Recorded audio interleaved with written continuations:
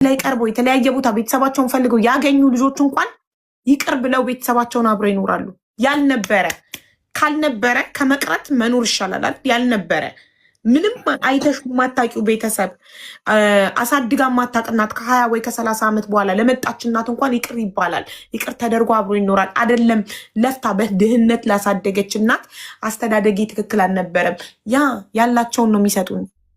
ገባሽ? የዛሬ እናትና የድሮ እናት ሁላችሁም እናታችሁ ገመና ሸፋኝ ናት። መጥፎ አይደለም ዲጋራ እንኳን ይዛችሁ ብትመጡ ትቀበላችኋለች። እኛ አንገታችን ደፍተን ሰላም እንኳን አልሰጠችንም። አናቃትም፣ አንፈልጋትም። እኔ ከዚህ በኋላ እናት የለኝም። ይኸው በዚህ ሁሉ ሰው እናት የለኝም። እሺ እሷ እናቴቱን ማንቱን አላቃትም። እናት የለኝም። ኦኬ በቃ ጀስት ተውኝ ልኑርበት። خلاص እኔ በቃኝ ሜሴጅ ላይ ብላለች። እናቴ አይደለሽም ብላኛለች።